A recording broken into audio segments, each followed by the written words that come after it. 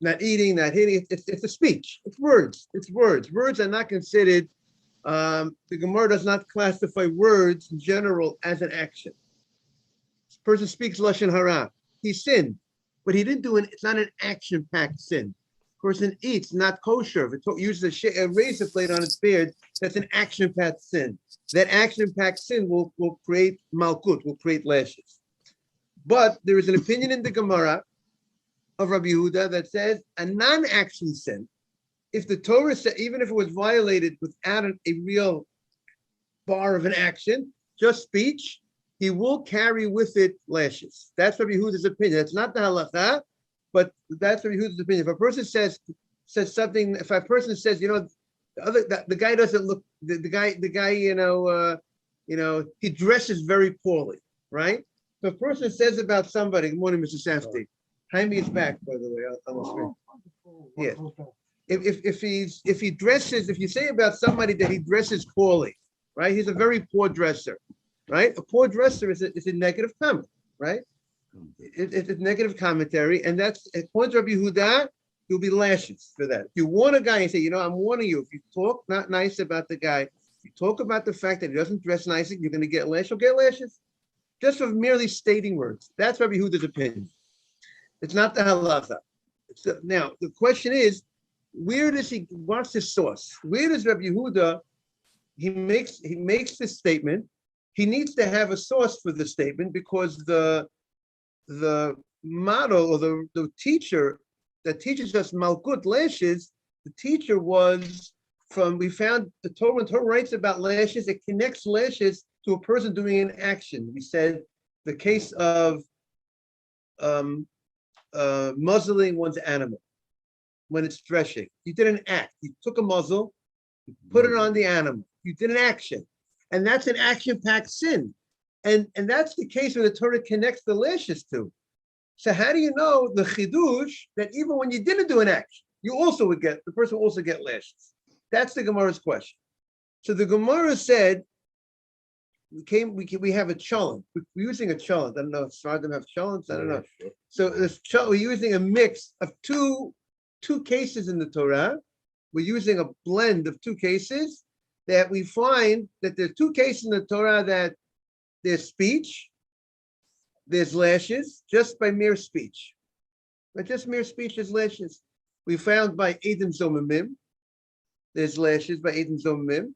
We found like the case that we said, if they framed a child and they said that he was not a Kohen, that his mother was a divorcee before his father got married to her, and they want to ruin the kid from Kahuna, and then they will found to be framers. What do we do to those witnesses? We give them lashes. So we find for violating by just mere speech, they get lashes. And we find by a person who defames his wife gets lashes.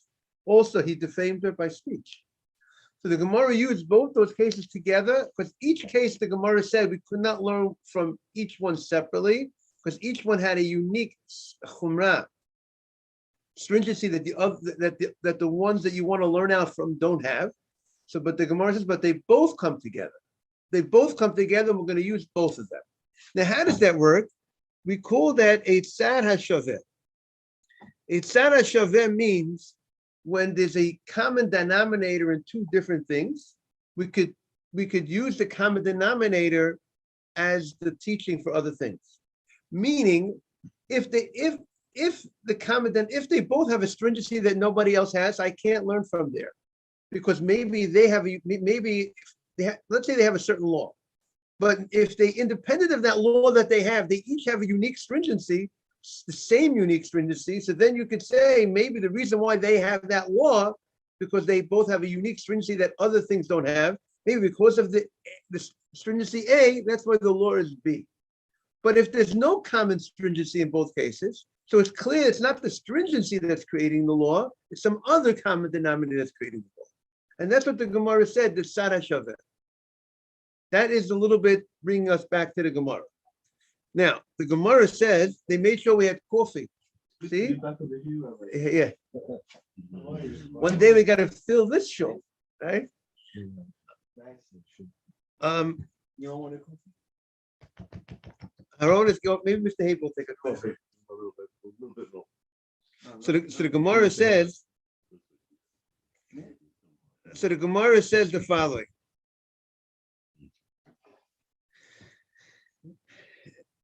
Ella, the Gemara says, Mala Sada Shava Shebehem.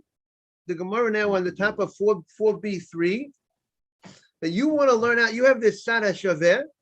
The Gemara says, Mala Sada Shava Shebehem. Shekain Yesh Behem Sad Chamur. The Gemara says there's a stringency in each case, and therefore we can't learn from these two cases. What does the Gemara mean? There's a stringency by Edom Zomimim that they get lashes even without being warned, and there's a stringency in the husband defaming his wife that he gets 2 punishments, correct? So therefore, maybe their law, that they have such a law that they get lashes on speech, maybe it's because they each have a unique stringency, correct? We found that the Torah was extra strict by them in some other fashion. So maybe that's why the Torah is extra strict regarding lashes. Is that clear or not clear, right? That's the Gemara's question. Sheyeshim Sad Chamur. So Tosfos asks, what kind of question is this? We know we have a principle called Sad HaShaveh. If the two cases would have a common stringency that other cases don't have, so maybe the law, the bottom line law is maybe because of the common stringency that other cases don't have. But if the stringencies are different in each case, right? If the stringency is different in each case, so it shows you it's not the stringency that's creating the law, it's some other common denominator that's creating the law. If you're telling me, you know why it gets lashes? Because it has 2 punishments. That's why it has 2 punishments, which is special stringency. That's why the Torah also throws another unusual thing of lashes on speech. I'll show you the other case. It doesn't have 2 punishments. It still gets lashes for speech. So you can't tell me it's because there are 2 punishments. That's why it has that law of lashes. I have something else that doesn't have 2 punishments. It also gets lashes. So yet the Gemara is asking the question: how could you learn that from these two? These two have, each one has a stringency. So what? It's not the same stringency. If it's not the same stringency, so it shows you it's not the stringency that's causing the law. Because if it's a stringency that's causing the law, then it would have to have the same stringency.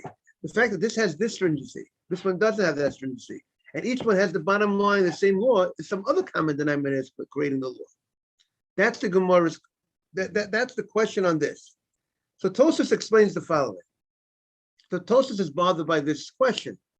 How could the Gemara ask the question again, the step we were up to in the step of the Gemara. Well, up to the Gemara says, how could you learn out from these two cases? These two cases have each one has a stringency, and therefore maybe that's why their law is different, because they have a unique stringency in each case, and maybe that's why the law is that they have a certain law. But other cases that don't have that stringency should not have the law that they have. Correct? Is that what the Gemara is saying? But we know the general rule is if 2 different items have a different stringency and they still have the same bottom line law, it would seem to indicate it's not the stringency that creates the law. Because if it's a stringency that creates the law, then they would have to have the same stringency to create the law. If they have a different stringency, it shows you there's some other thing that's causing the law. And what's the common that is causing the law? You violated, the Torah says, don't do something, you didn't follow, and you get lashes, even though it doesn't have an action. So Tosfos explains the Gemara's question the following. Just one thing, Rabbi didn't bring Motzi Shamra to learn that he also Motzi Shamra get Malkut for Lord Hase. Moshe Shemra gets Malkut for violating without an action. He spoke. Yes, so that's the only that the Edim Zomini and Motzi Shamra they have in common, exactly. What they have in common. Rabbi, the Gemara tries to be more deep in Motzi Shamra and right and Edim Zomini. Right. Welcome. Okay. Right. That's exactly Tosfos' question. So Tosfos says the following. Tosfos says that this chumrah, this stringency that they each have is a stringency that we don't find anywhere else in the Torah. And it's a unique stringency more than the normal run-of-the-mill stringency. They don't have to be warned. They don't have to be warned. The Edom Zomim don't have to be warned. And the guy who defames his wife gets 2 punishments. We don't find that. So because they have unique stringencies like Manishkana, Halayla Hazeh, this night is different. These stringencies are different than all other stringencies.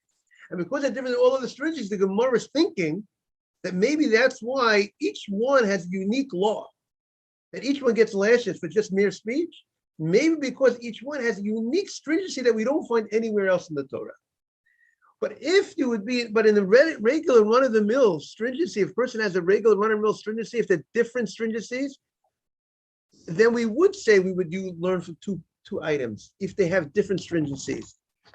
But if they have, but here, because the different stringencies are so unique, so strong, so above the norm, so maybe that's why there's a special law of lashes for just merely violating by speech.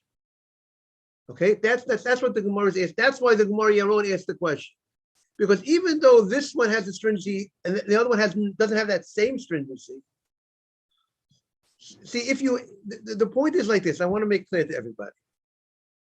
If something has a stringency and you want to say, you know why, maybe the bottom line law is B because of A. But if I show you something else doesn't have A and yet has the bottom line law B, so it's not because of A that the law is that way. It's not because if you want to tell me, I want to learn out from this. How did the Gemara go? Let's learn out from Edom Zomim.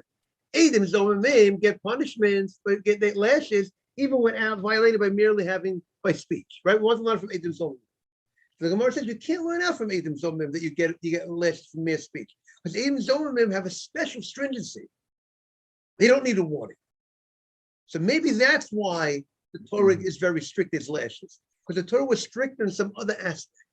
But something else that doesn't have that stringency, that you get punished without a warning, that someone else that needs a warning, maybe the only way they'll get lashes is only by doing an action. That's what the Gemara wants to say. You can't learn out from this one because this one has a stringency. So the Gemara shoots back. I have something else that doesn't have that stringency and yet has the bottom line law. Doesn't have the stringency of not needing a warning. Defaming a wife, he needs a warning, and yet he still has the bottom line law of lashes. So you see, it's not that stringency that causes the law. There's some other common denominator that causes law. That's what the Gemara said. But the Gemara is thinking, but since this stringency of not being warned is so unique, and the stringency of getting 2 punishments is so unique, so maybe that's why these 2 things have this special law of lashes. So, you do need a warning. When he defames his wife, he needs a warning. Correct. And then the Gemara shoots back. Rabbi Yehuda, so the Gemara says, Rabbi Yehuda sat chamolo porach. Rabbi Yehuda is not concerned about this question. Rabbi Yehuda says, I'm able to learn out from the cholent of Edom Zomim Motzi Shemra. He had a good cholent. Yes, Motzi Shemra, the best cholent. Torah is the best cholent. He had Motzi Shemra and Edom Zomim. He sees a common denominator in both. What's the common denominator? That both they violated the Torah says, don't do it. Don't speak bad about your fellow neighbor. Torah says, don't, and he violated that. Torah says, Torah has 2 things. Don't bear false witness. He violated by speaking of Edom Zomim, they bore a false witness. Torah says, don't be a snitch. Don't talk bad about somebody. And they violated that.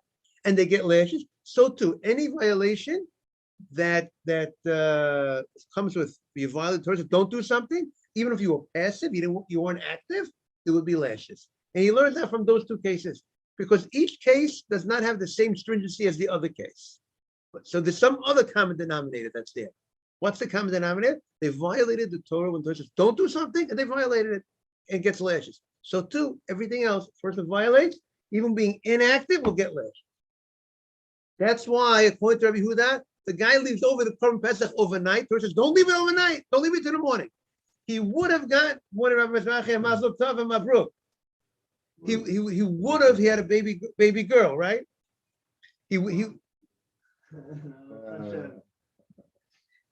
So he would. What would have happened? He would have gotten lashes by leaving it over to the morning without doing nothing. But the only reason why he doesn't get lashes, you know why? But Torah says there's something else you got to do. Burn it. But according to Rabbi Yehuda, you know what the halacha would be? By Pesach, if a person goes ahead and he does not do a bedika chametz, doesn't get rid of his chametz on Pesach, he leaves his chametz in his house. According to Rabbi Yehuda, you know what we'll do to the guy? We'll give him lashes. How do you like that, Nathan? You know why we'll give him lashes? Torah says don't have chametz in your house. And you know what? And he violated that law test because don't do it. Don't do it. And you know what happened? He did it. How did he do it? By doing nothing. He violated the law. Shiva, I don't want you to have chametz in your house. And he had chametz in his house. According to Yehuda, we give lashes. According to the Chachamim, we will not give a guy. We will not give a guy lashes for not doing a bedika. He violated the Torah, but he violated it in a passive way. It wasn't action-packed. He will not get lashes. If a person does not do a bedika, he violated one of the 613 mitzvot, doesn't get lashes.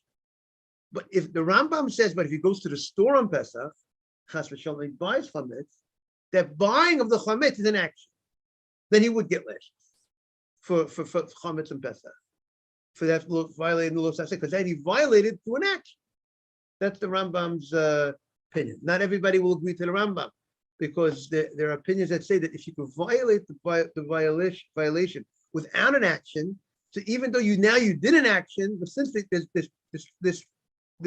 the Torah's prohibition was given in a way that you could violate without an action, even when you do an action, you don't get lashes. There are some opinions that way.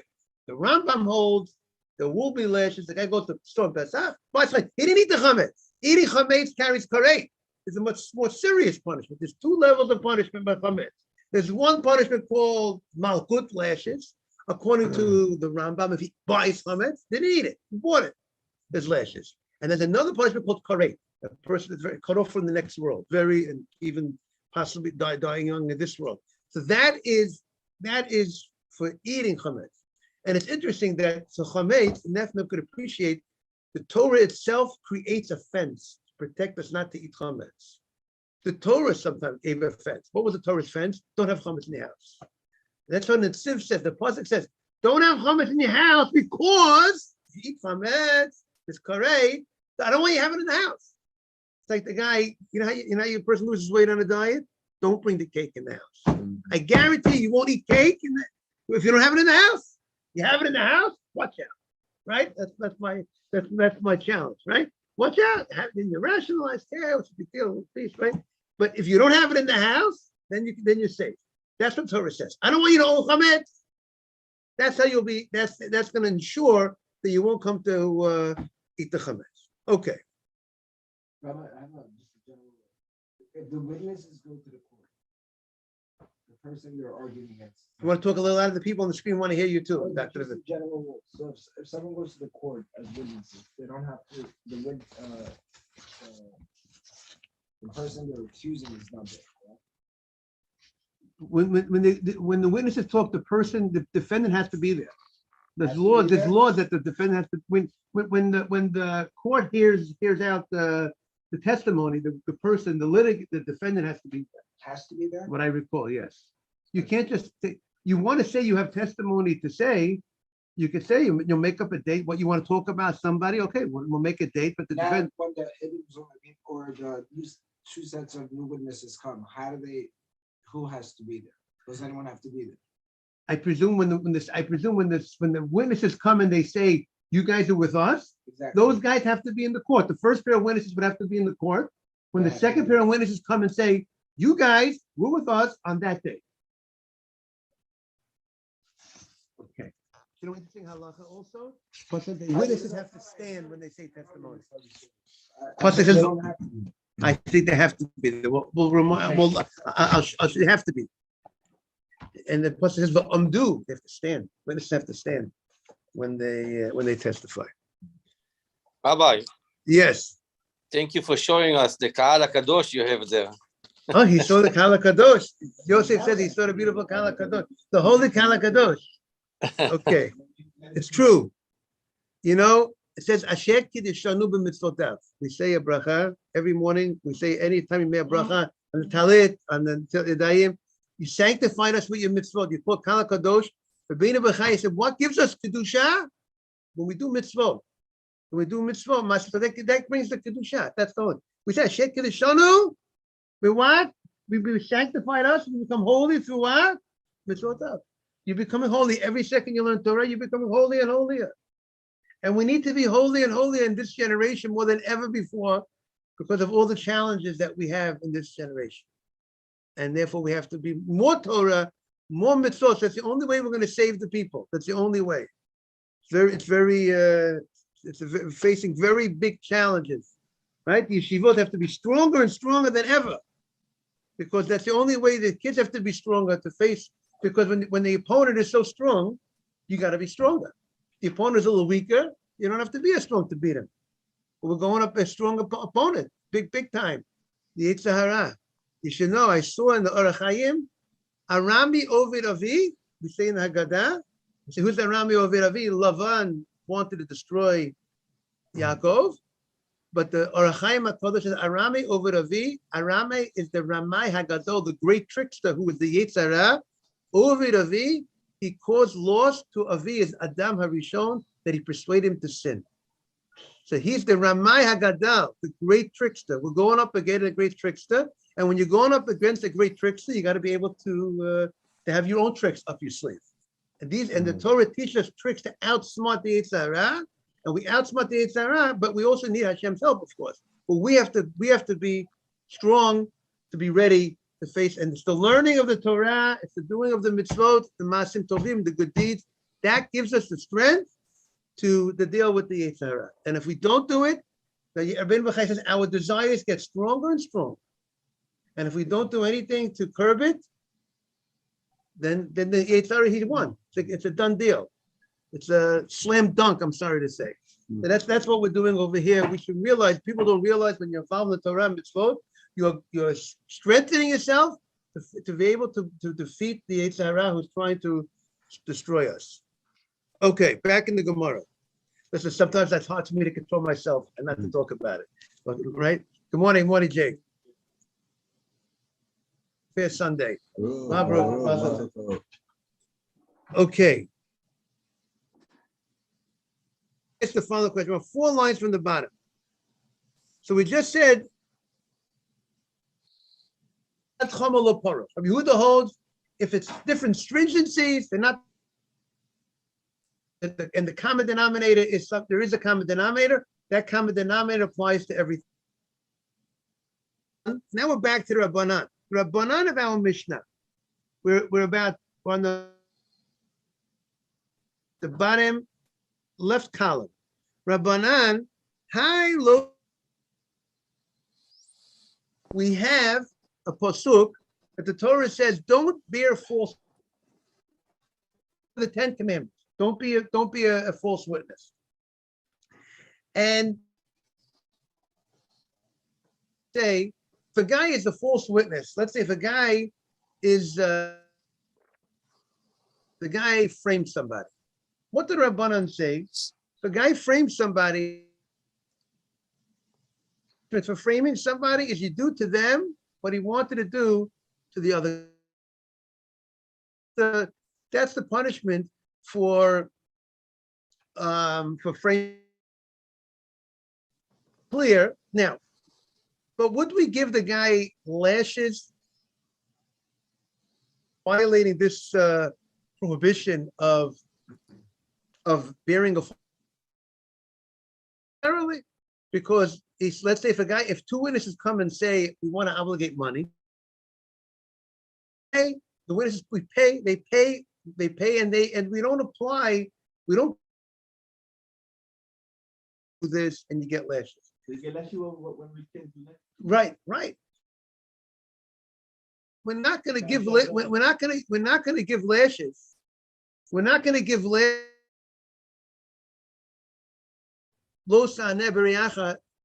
Like every other time the Torah.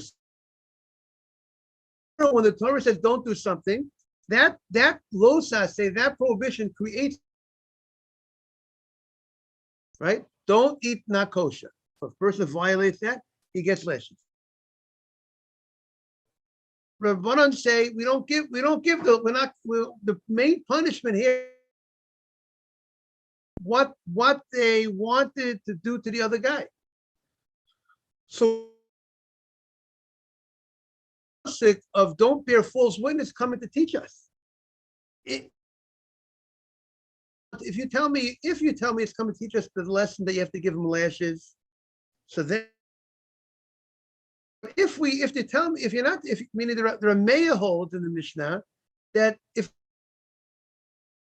bears the false, we'll go ahead and be a framer. We'll give him two punishments. We'll give him paid $100, and he violated. He bear a false witness. He also is going to the pasuk of don't bear a false witness to give him lashes.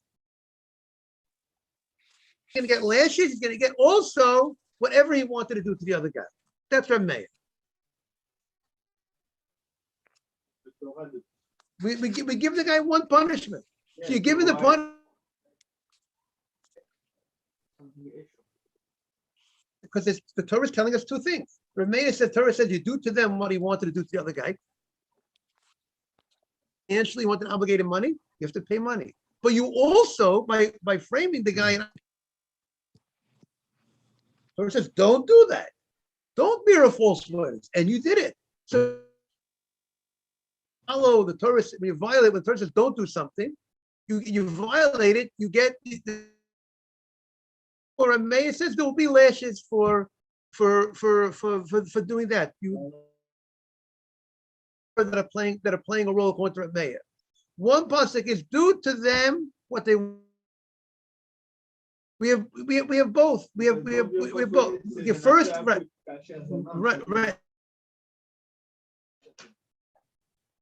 But very good. But a mayor holds that when the Torah says don't do something, that in itself carries with it a punishment. Violating that, let's say the Torah would not say do to them what they wanted to do. Don't bear a false witness. What would we say? What would be the punishment? Now the Torah says not only we want lashes, we want something else. What they wanted to do to the other guy, they wanted to obligate him money, pay him money. He has to get pay them what they wanted to obligate. But Rabbanah. So what are they? So what's this? What's the pasuk serving? Don't bear a false witness. If you tell me the guy has to pay by bearing a false witness, so then automatically you know you can't do that. You can't be a false witness. So what is the pasuk of Losana telling us? Don't be a false witness. What is it teaching? What's this new thing that we're learning from it that we need it for? We could be able to figure that out by telling me, if I tell you you're going to get punished for doing such and such a thing, it's like the Torah says if you hit a guy, or the Torah says if you damage someone else's money, you have to pay for it. You can't damage someone else's money because if you have to pay for it, this you're doing something wrong. Yes. Maybe the don't bear false witnesses apply only when we cannot do kasher. So when we're not allowed to do kasher zama, we give them malchut, and when we can do kasher zama, the don't bear false witnesses is included in the system of kasher zama. So Yaron is asking Rabbi Akiva Eger's question. Yeah, how do you like that? So look at the Gilyan Hashas. You see on the sign in the Gemara, there's someone called the Gilyan Hashas, right over here on the left side. You have it on your page. In the art scroll, it's on the left. Rabbanan, Hai Losana, V'reacha Mai Ovid Bey. Right? Everybody have it?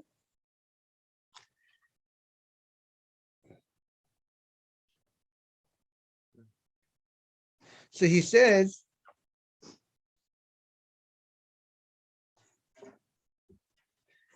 Mash Rabbanan, the headline. Rabbanan, Hai Losana Brach Eshach Mayim Dorshipet.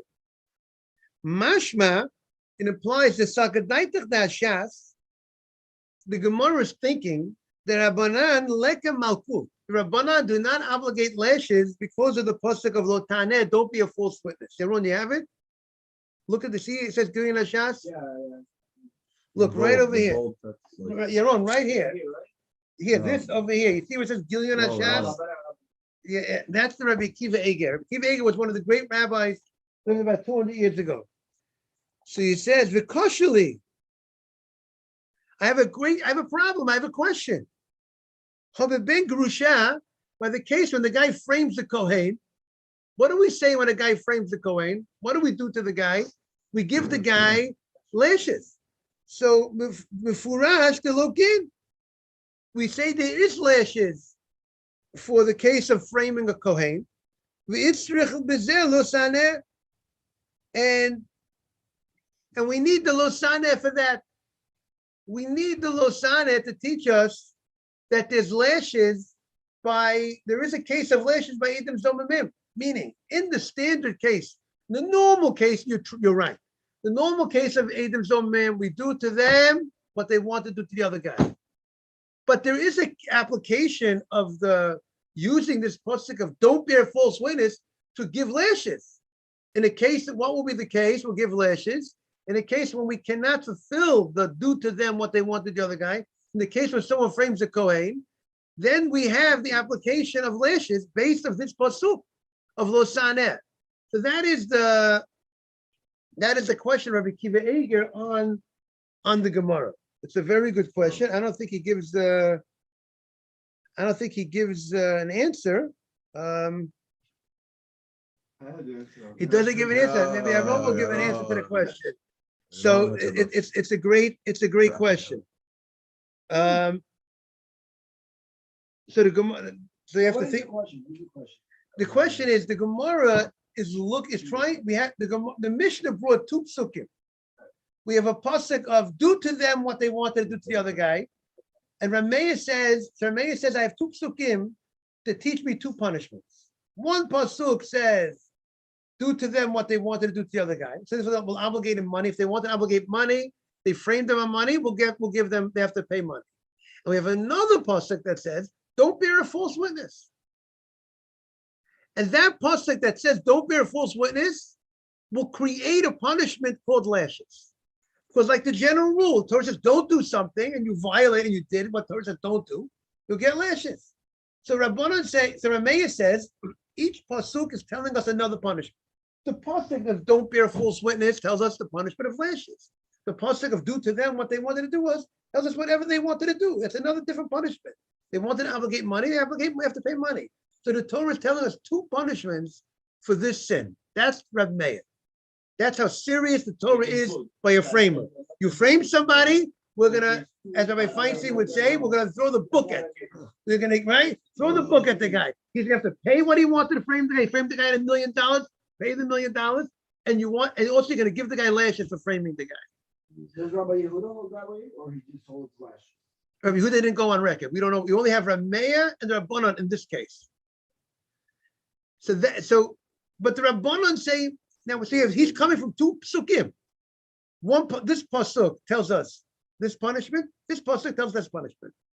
Rabbanon say, no. We just given the punishment of what they wanted to do to the other guy.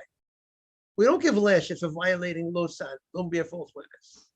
So the Gemara wants to know if you're not using that pasuk to give lashes, so what is it there for?